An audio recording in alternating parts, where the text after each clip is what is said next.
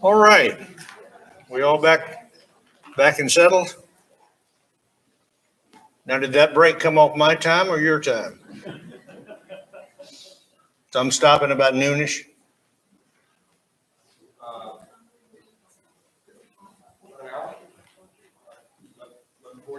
Came off your time. Hope you enjoyed your conversation. We'll try to get out of here plenty of time to eat, because after all, eating is the biggest addiction, isn't it? One of the big ones. I want to talk in this piece, kind of flip the script and talk about how our sins have ripple effects that affect other people besides just us. When a person is involved in pornography, many times they're sitting there, or they're going out here, strip clubs or wherever they're going, and it's party time, and they're thinking, well, nobody knows, it won't hurt anybody. But I would dare to challenge that.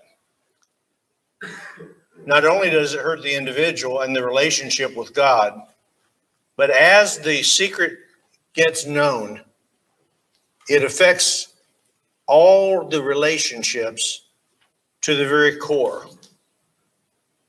And when I say the core, I'm talking about the core of trust.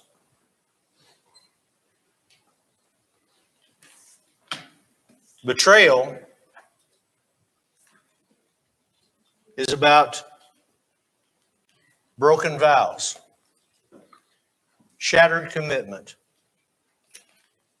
I thought I knew him. I thought I knew her. How could he ever do something like this? And that very intimate bond gets broken. Not sexual. Sexual is too. But the intimate bond is what gets broken.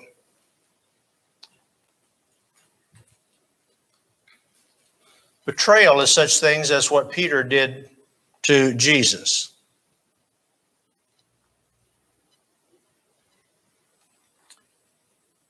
Where he denies. He betrays the Lord.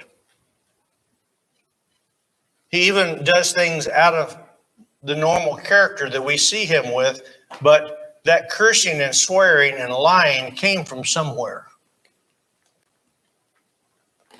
I would find it difficult to say, well, that's probably the first time he ever cursed and swore and lied. It came from somewhere in his past. And he denied the Lord. And then, obviously, we know he goes out and weeps bitterly. I want to know, and I ask the counterparts on this, which sometimes is the husband or wife, but a lot of times it's the children. The damage done to our families when they find out what's been happening behind closed doors or in secret. When that comes to light, there's a ripple effect that can destroy us all, or destroy the whole system. So what's the story? And I ask those who bring this to me, it's like, okay, when did you first suspicion something was going on? What were the indicators that something different's happening? And as we kind of look back and unpack that, sometimes what they will do is tell me, why didn't I see that then? And the truth is, sometimes we don't want to see things, and we avoid seeing things that maybe are quite obvious.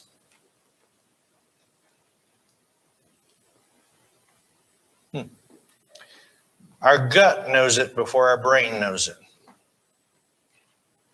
We feel it before we know it. That's generally true, but sometimes we deny it and we kind of blow that out. Well, I shouldn't be thinking that way. So what's the story? Well, 3 out of 5 divorces cite pornography as the major factor in their divorce. 3 out of 5. The divorce rate, by the way, is very high. But 3 out of 5 divorces say pornography was not just a factor, it was the major factor in their marriage or in them seeking divorce. 9 out of 10 boys and 6 out of 10 girls are exposed to pornography by the age of 18. Wow.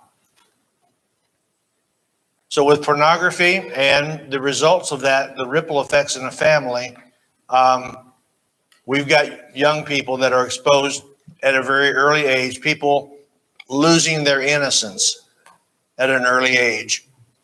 Okay, and we talked about this other part. 71% of people hide online illicit activities.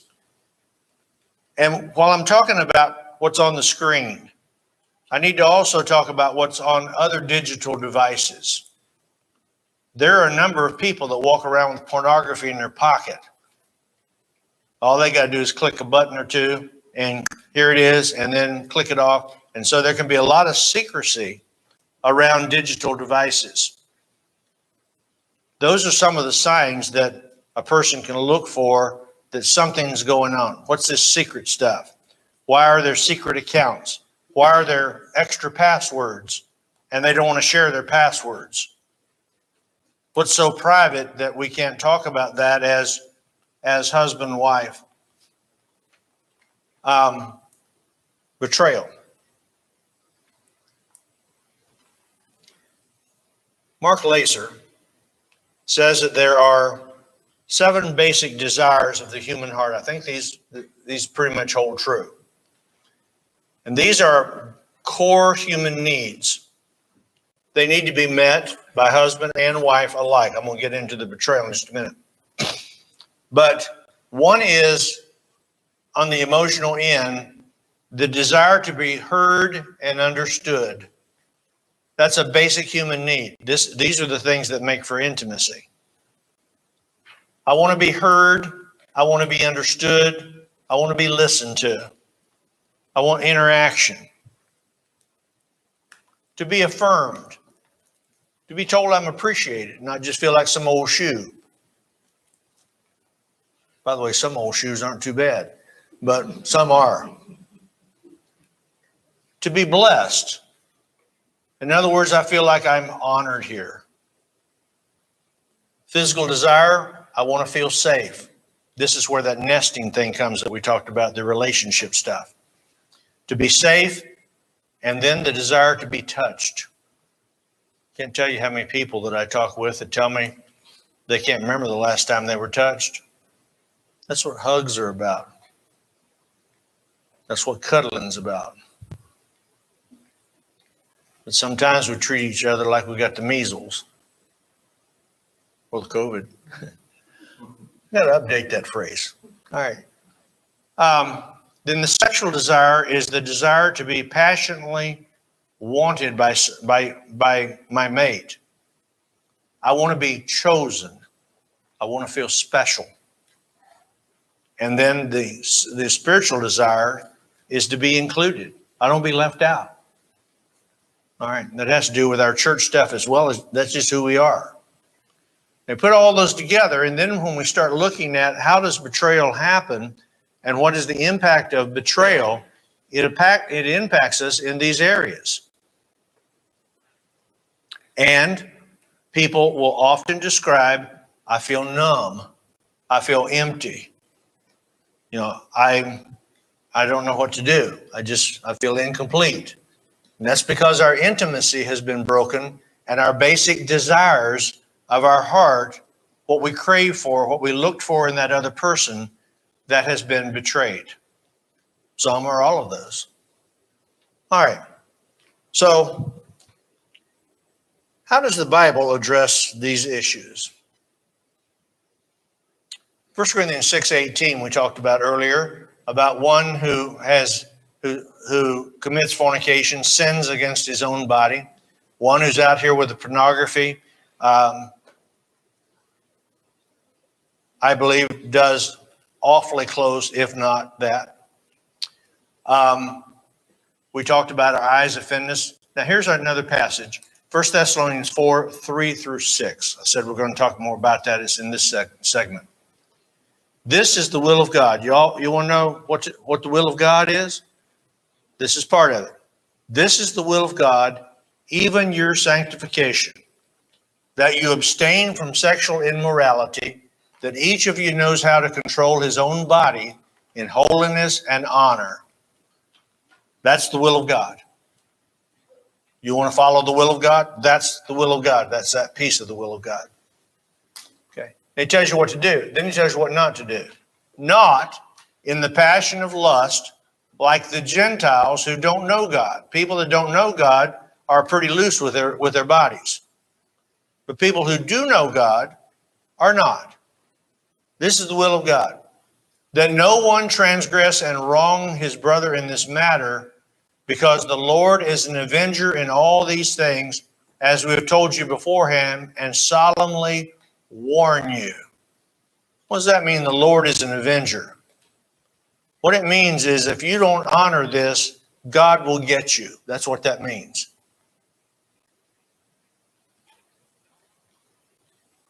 That may be something delayed to the judgment day, but more often than not, that passage, be sure, O Israel, your sins will find you out. When a person cheats on their mate, when a person gets involved in their pornography or their sexual acting out, those things will have a dramatic impact on that individual and their family, probably for the rest of their life. What happens in a moment can take a lifetime to try to get past. So don't do that unless you want to spend a lifetime, unless you have nothing better to do than to live in pain and misery and try to deal with something that people just really have trouble forgetting. Well,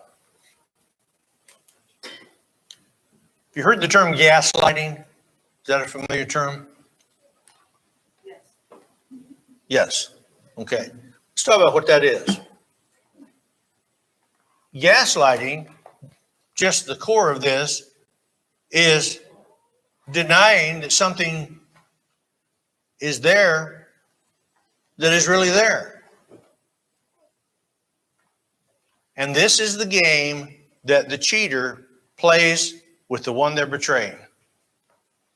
And here's what it looks like. Straight out lies.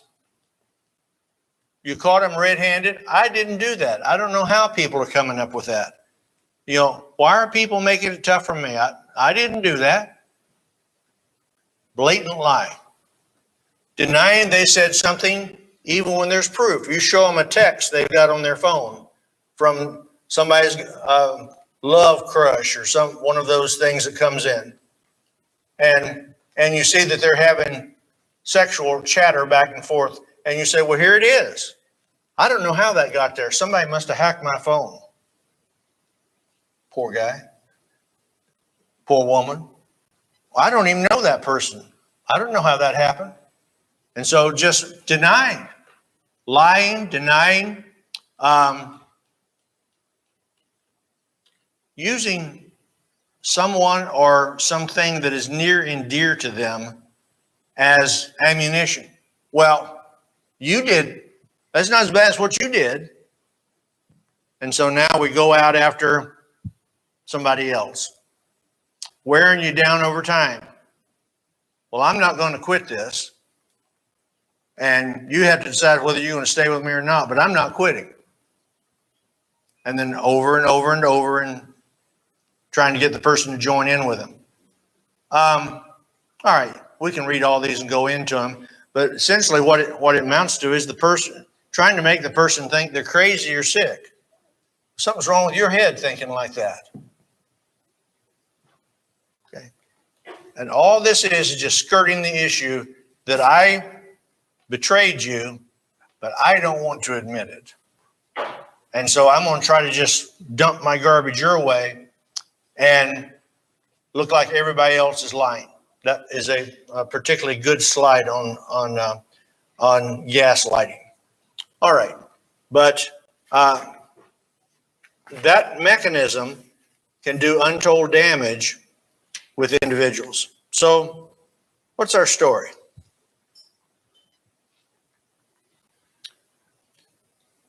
many people have a snowball effect of problems in their life.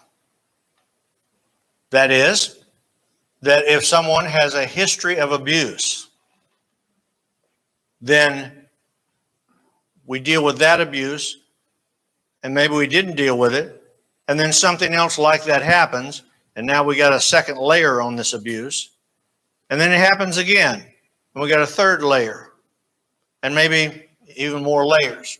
So that when someone abuses someone betrays us, that it just feels like more of the same. Why does everybody just keep hurting me? How come I keep picking these losers? And the effect of that can be maybe something wrong with me. When a lot of times it's not the betrayed person, but it's the person, the betrayer, that has gaslighted their mate. The effects of that are devastating. Now, sooner or later we wake up if we've been betrayed, and it's like, okay, I'm starting to look at the evidence here. These things don't fall in place. I'm going to go meet up with my son and have some coffee down the street. And then I come back 2 hours later, but he's having coffee on his coffee break, which is 10, 15 minutes long, but it's 2 hours and you're right down the street. Something's going on. And that becomes a ritual thing, more and more and more. Something's going on. There's an affair or something happening. One of the most damaging things during the times of betrayal or affairs is that you can't quite catch them. Can't quite get there.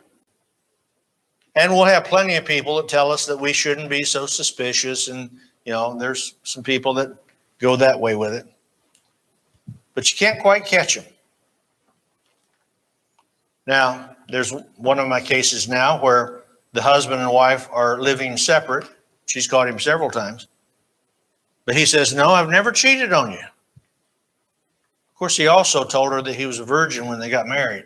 It turns out that wasn't true. But just series after series of lies. But when he's living in another place, he didn't tell her where he's living. Now he knows where she's living. He'll go over and see the kids. But she didn't know where he's living. That's more of that secret stuff. Things don't match up. Things don't match up. Now this stuff will drive you crazy. Is it? Isn't it? So what's the story? All right, this particular slide has to do with some of the results of this. But when I talk with women and men on the subject of betrayal,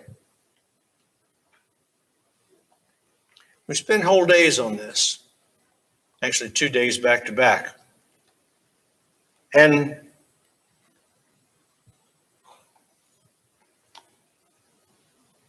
the things that backfill the betrayal are things that you and I know and preach about. I deal with people that often are very angry that they have been deceived, betrayed, and that their marriage has been kind of a sham or a fake. And they're angry.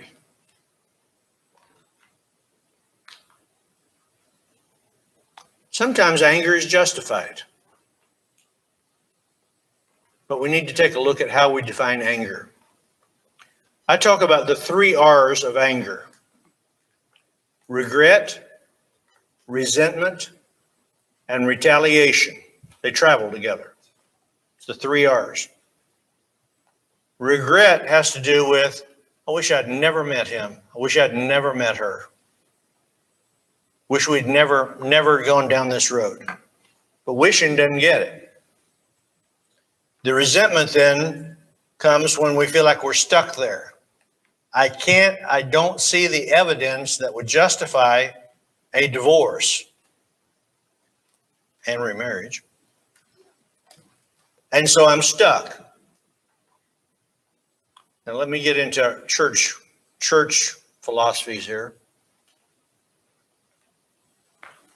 Some of our brethren would argue, if you don't have the solid evidence, you have to stay with him forever until you have the evidence.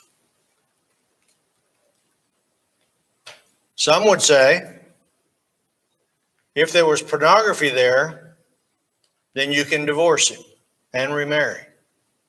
And others would be in different positions on that. And it kind of creates some issues for us on positions that we've taken on passages through time and where we're going to go with that. I'm not here to fall on any side of that right now. But it does create issues. Can I leave my husband? Can I leave my wife?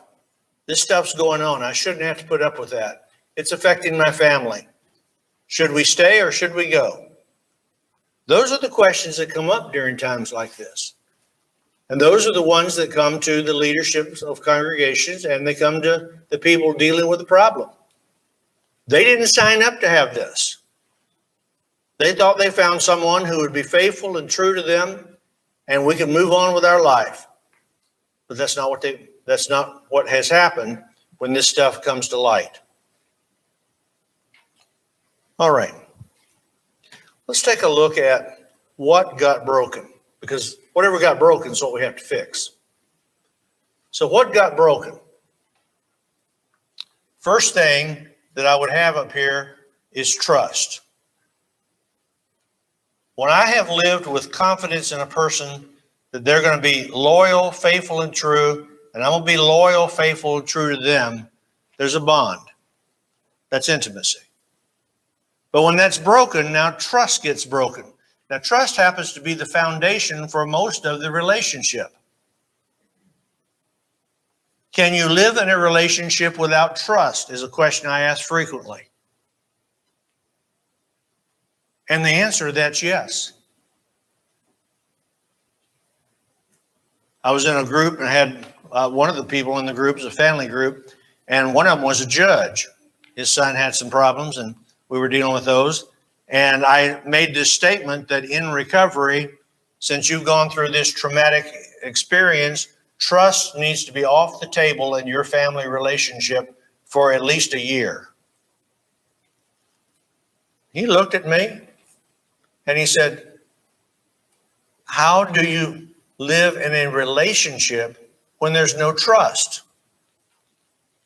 I don't know what happened that night, but my mind was clicking better than sometimes. And so I asked him, I just rhetorically asked him back, I said, well, Judge, do you trust the people that come into your courtroom? And he said, of course not. He said, I work in the palace of perjury. He was right. And I said, well, how then do you live without trust? You go in each day and talk to people you don't trust. How do you do it? And what he said is, I require evidence. And I said, that's your answer. That's our answer. Yeah, you live without trust, but you want verification. Sound like Ronald Reagan. All right. So when a person has broken the bond, it becomes their obligation to step forward and to recognize I've got to do something different if we're going to repair this bond. So I need to have evidence. If that happens to be, you're going to put a GPS tracker on me or use my phone, then if you want to do that, you're welcome to do that. Now, I don't recommend that the betrayed person become a detective or a stalker. I think that a lot of times that's not natural. We don't normally spend our Friday evening stalking our mate. That's not normal. I don't think, is it? All right. But building trust means that a person is where they say they are, what I ask people sometimes is, okay, if you're where, not if you're where you say you are, but okay, take a picture. They say they're at a meeting, a recovery meeting. Take a picture of the coffee pot. It's right there. Just take you a minute to snap it. Don't take a picture of the people. Those are anonymous meetings. But take a picture of the coffee pot. Take a picture of the books that are there on the table. And what I'm asking is verify. How do I know you're where you say you are? Because without trust, there's a lot of doubt. A lot of doubt. So couples need to figure a way to where they can verify, and the person who has broken the bond doesn't need to get an attitude if the other person's asking for verification. So when the bills come in and we get things listed on the bill, it's like, well, what is this? This is an unusual website. Or if you get the call that says, this is the fraud department, and you do get those with porn sites and hookup places. This is the fraud department, and we have an unusual charge on your card. Did you make this charge? And you're here, it's like, well, I didn't make that charge. What? No, I didn't make the charge. Well, your husband did. What's he doing charging something to people in the Netherlands, which is where a lot of these websites are in different foreign countries? All right, those are kind of indicators that something's not quite right. Our accounts are getting messed with. All right, when relationships get broken, self-image comes in big, real strong here. I think I see this more with the women than I do with men.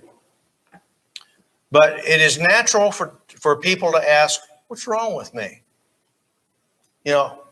We're in a marriage, and we can be intimate anytime we want to be. Why does he need to go out for somebody else? And I'll tell you what the answer to that is. Intimacy. Not that he's looking for intimacy, but he may never have learned intimacy. What he learned was conquest. And that usually will go way on back, or what she learned is conquest, way on back into time, that it became, okay, I'm going to see how far they'll go. Got them. And now I get bored with them, and I move on to somebody else. So that's what gets broken here. The self-image is like, well, what's wrong with me? Well, okay, so I've got a flabby belly or whatever. Men and women both get those. And I'm not as attractive as I used to be. And our self-image starts going down because someone else has come along and kind of taken our place, living our life. That self-image gets really destroyed. Our hearts get broken. How do you fix broken hearts? A lot of songs about that. None of them particularly have the answer, but it's a lot of songs. And then status with others. Word gets out. Oh, this couple's having trouble in their marriage. Okay. And, well, she told me that he's cheated on her. Or he's told me that she's out here flirting around. Or that she's off on the side taking belly dancing lessons. You think I made that up? I didn't. Found out more than that, too. Found out she was going out dancing in front of people.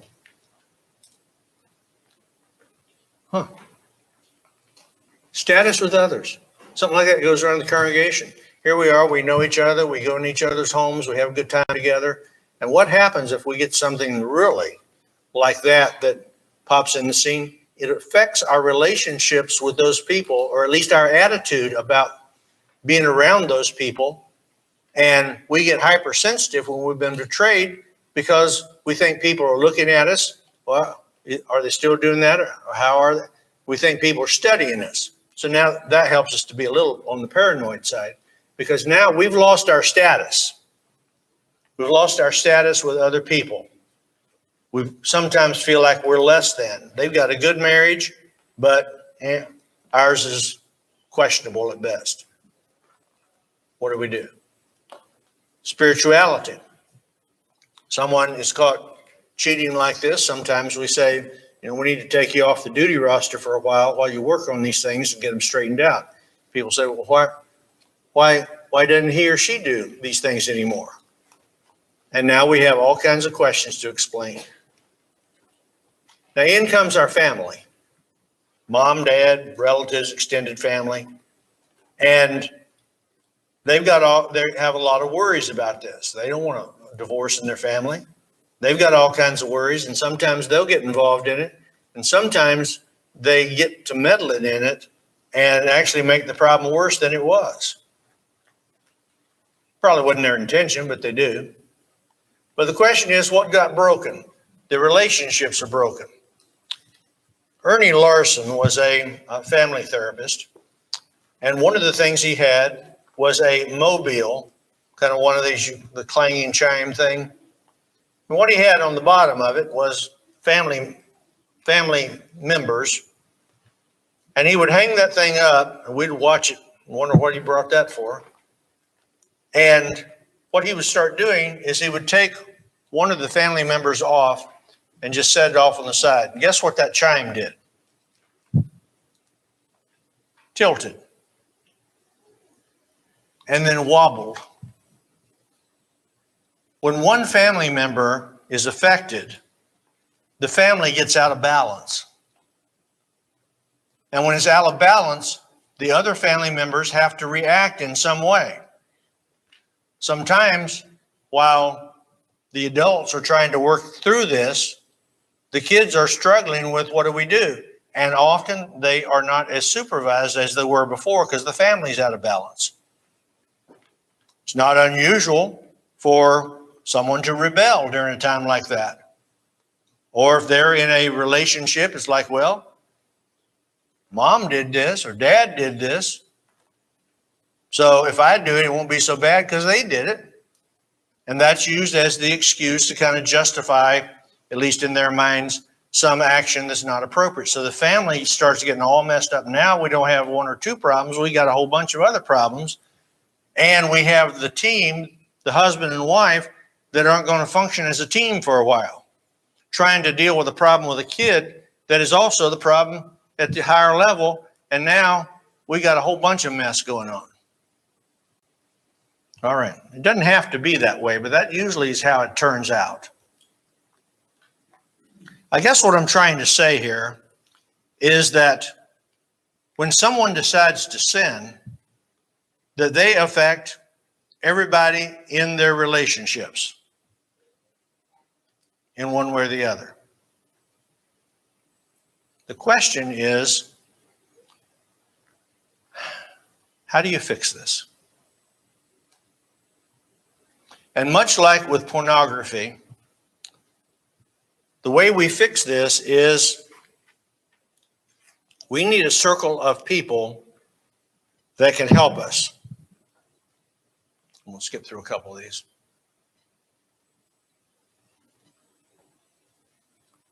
We need a circle of people that can help us. I'm not talking about gossiping. But we need people that understand what's going on. Sometimes at times like this, people will give advice they probably wouldn't take themselves.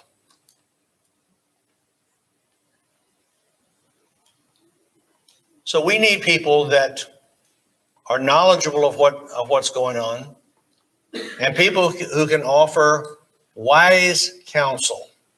Wise counsel. And those can be found in congregations, I would hope. But they could also be found in circles of people that are what we call support circles. What is your support network? What's your support system? I mentioned earlier that one such thing is that we have with what I do, and that is a circle of people that ladies, all in this group, that have been betrayed and that their feelings are raw. And some of them are different. They're all at different stages in this particular group. But these women meet weekly or more often if they want to. And what they do is they talk with each other. These are all Christian women. They meet via Zoom and they have their meetings, and they call them recovery meetings. In the Church of Christ, we speak a special language that many therapists out in the culture don't understand. And they don't understand, well, why don't you just divorce them and move on? Why you want to try to fix this? It's because we speak a special language and follow a special book called the Bible. That's why we don't do that. All right. So we need people that are coming from where we're coming from that will be there to help and support us and not to judge us or to criticize us or to think that we're a nuisance in the number of the perfects.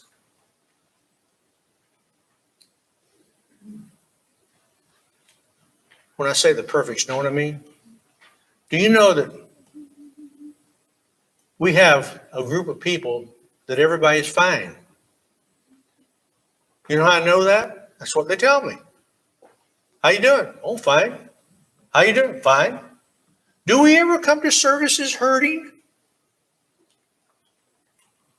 And if we do we dare to take our mask off and tell people what's going on? I tell you what, there was one sister, you didn't want to ask her that because she'd tell you. You'd be there 30, 40 minutes. But you've seen folks like that. But you know, if something's going on and we're to weep with those that weep and rejoice with those that rejoice, do you not think maybe we should talk a little bit more about what's going on with us rather than just saying we're all fine? Because sometimes we really need each other very much. Well, all right. Support networks are critical in recovery. We do not have to hurt by ourselves. Oh, the words one lady told me just haunt me. Ask her, where do you go for help? And I suggested she goes to some of her members, and she said, Art, she said, church is the loneliest place on earth for me.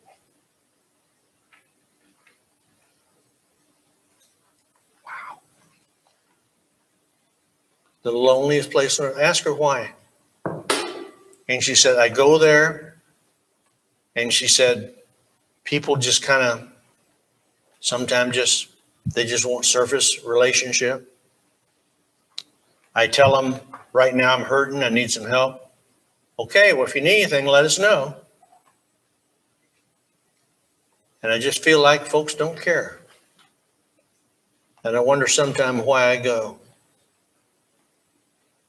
I come hurting, and I go home hurting. I suggested a big part of that was her, but it wasn't all her. Are we here for each other? Are we here to help each other? Somebody's going through a rough spot in life. Are we here to help and support? Or are we there to judge and second guess them when they're trying to make some important decisions? And this thing of betrayal, sometimes those that have been betrayed, they really don't know whether to stay or go. They may be all very faithful to God, but they don't know, what would the Lord have me do? Several of the women that I've talked with that have been betrayed, one says, I don't love him anymore. I don't know how I can love someone that's cheated on me that many times. But I'm staying with him because of the kids. And when the kids are gone, I don't know what I'll do. I hear that. Maybe more than I should. But you see, betrayal, acts of betrayal can do untold damage. You already knew that. All right, in fixing that, what we need to have is our support network. People that we can talk to, that we can kind of be transparent with, if you would. Transparent means we can be open, honest discussion. Not looking for judgment. I'm looking for help me with this. I need to bounce off you what's going on. What I've done, what I haven't done, and what's the situation. I need someone that's not in the middle of it that can help me see it. Help me choose a direction. Not tell me what to do, but help me with what to do.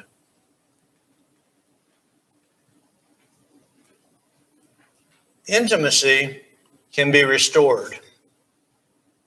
But I'm sad to say that once it is broken, just like it took time to build, it can take sometimes about the same amount of time to restore. Those that have done studies on this, of people that have stayed in the relationship after the betrayal, will tell you it's 3 to 5 years before that relationship's back where it was.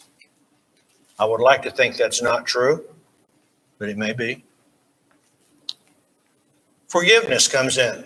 Now we may be faced at one of the first times in our life as to what is forgiveness. If I take them back and say, I forgive you, how do I forget it? When he or she is touching me and I know where their hands have been, when they're looking me in the eye and I know they've looked into someone else's eyes and said something, how do I deal with that? Forgiving, but not being able to forget. Being able to put the past in the past. Part of the answer to that is the term mindfulness. And mindfulness says you need to stay in the moment. Leave the past in the past and stay in the moment. That's going to take effort. Here's a person who didn't ask to be in the situation, but they're in the situation, and what they need to do is be in that moment. What's our passage in Colossians about letting all clamor, wicked and evil speaking, all that, let that be put away from you? And be tender and compassionate, forgiving one another, even as God in Christ forgave you. So there's a need to really get down and study more about what is forgiveness. And then the question comes up, if I divorce them, have I really forgiven them? That'll come up. Can I forgive them and still divorce them? I forgive them, but I don't trust them. So the question of what's involved in forgiveness. All these things come in here. And those are times that we really want to take our Bible and study it. Now I've got in front of me a notebook that's got all kinds of things about forgiveness and verse after verse after verse on that. But I really ask people when they want to talk about betrayal to do some studies on these things. The other thing that I look at in living with loss is journaling. Journaling is about writing your feelings down. What's going on with you day by day? Kind of like the old diary, only it's not a diary anymore, it's a journal. And write those feelings down, and what people will see over a short time is they will see patterns and trends coming out in their writing. Those are the things we talk about in therapy. Journaling. The other thing that I would recommend is when we have been hurt really bad, we tend to go to the negative. And I suggest gratitude in all the recovery groups. Gratitude is one of the key pieces. Not looking just at what's wrong, because when we do that, we only see a piece of something. But when we have gratitude, we start looking at the whole picture. So gratitude. Used to run a veterans program, and each morning we would start out with a gratitude minute. These were formerly homeless veterans when they came to us. It's a 2-year program. I had them come down each morning, and each morning we'd start out with gratitude. They call it their gratitude meeting. And they didn't want to do that, touchy-feely, all that stuff. They're veterans. But they did anyway because I told them they had to or I'd kick them out. So it was a residential program. And you know what? I would get going, and some mornings I would come down, I'd be moving fast, and I would forget to do the gratitude. I'd start writing to the topic. They stopped me and said, whoa, we didn't do our gratitude. Here's what a gratitude looks like. And I really recommend it to families to do every day. What are 2 things you're grateful for today, this morning? 2 things. What are 2 goals you have today? Whose life do you need to touch today?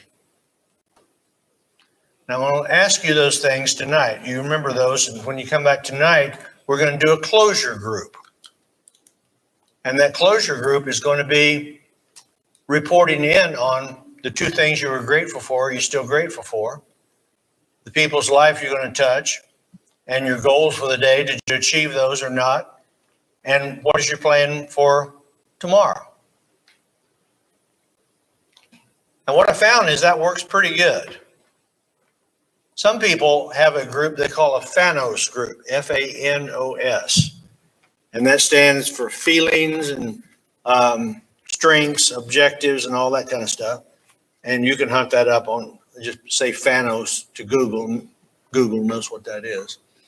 And it will tell you. But they use that as their format for their group. But basically what I'm suggesting here is part of living with a loss is having a daily check-in with each other.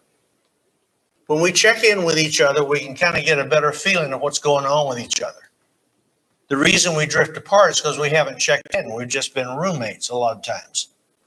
We haven't checked in. Someone's mind's out here, but we haven't checked in, so we don't know that they need some special attention. So check in with each other daily. The other thing that I would recommend in recovery is asking the question, what is the purpose of our family? Why are we married? It's kind of interesting when I ask that question to married people and they can't tell me the answer. Why'd y'all get married? Well, we were in love, like it fell out of the sky somehow. Okay, well, what does that mean? We were in love. All right. What were your intentions? What are you trying to do? You know that companies cannot exist for long without a mission statement, because the mission statement gives them energy and direction. What's the mission statement for your family? I recommend that people sit down and kind of hammer that out and then do some calligraphy stuff and stick it over your mantle or wherever the central place in your home is. And that's where you put your mission. And so they end up with mission statements in recovery. Okay, our mission first is to be honest in all of our endeavors with God and self, something like that. Our mission in this family is to provide a safe place for ourselves and for our children and for our family. Okay, second, maybe a third piece of our mission is to provide an atmosphere where God is honored and friends are welcome. Okay, now if I have those 3, and I just made those up, but if I have those 3, then everything that I do is going to fall under one of those 3. Just like with the church. What's the mission of the church? Evangelism, edification, limited benevolence. Everything we do falls under one of those 3. If you have a family mission, then everything you do will fall under that. Now, what doesn't fall under that? The things that don't fall under that, you don't do. Right? So I ask them after they've written, okay, now where does pornography fit in this? Well, it doesn't. All right, you got to leave that out. Where's cheating on each other fit in? It doesn't. Leave that out. And we just go and ask stuff they've had in there. It's like, okay, we're weeding this stuff out, and this is what we're going to be left with. This is our mission. This is what we're trying to do. And we're going to meet and talk together daily, have our little check-in with each other. And in doing that, we're going to be able to come to a new relationship, because we're looking at how to build our marriage, not how to tear it up. That's how we deal with this stuff. By the way, if you want some number, if you know of someone that wants to be in that betrayal support group, I can supply numbers of people that have said it's okay to pass that out, and you can call them. Those are anonymous groups. People don't even know each other by last names. They just know by first names. Over time, they may figure it out, but usually don't, because they're really there talking about common problems. Okay. Clock tells me it's 11:32. So there is much more to talk about. Grieving the loss, healing past the grieving, and also looking at the consequences of our decisions. That divorce is not always the answer. Fact is, divorce is the gift that keeps on giving. If two are willing to work to try to put this together, my recommendation and advice is let's make that happen. Can we get past this? We can. However, I am aware that for the person who has cheated, they may have given up their ticket to being married the rest of their life. And if they have, that's part of their sins, finding them out. All right, I'm going to leave that for today. And perhaps we'll have time to maybe cover some other things. Maybe there's somebody here that is needing some special prayers. And prayer is a wonderful thing to help in healing. Prayer means that we open ourselves up to God and to our brethren and say, we need some help.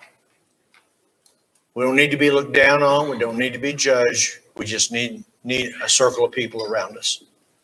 I would suggest that if there's someone here today that needs to do that, we're going to sing a song of encouragement. And I would hope that you would have the courage to ask for the help you need if you do. If you don't do that during this song, if you want to ask for that afterwards, that would be okay as well. Maybe there's someone here today that wants to become a member of the church. We haven't particularly been talking about becoming members here in this lesson, but sometimes this is an opportunity. And it may be that that someone has something that they just kind of want to get off their chest and have us pray with them about and for that. And we're here to do that. So if we can help you in some way, we're going to sing an invitation song and invite you to come. Let's stand and sing.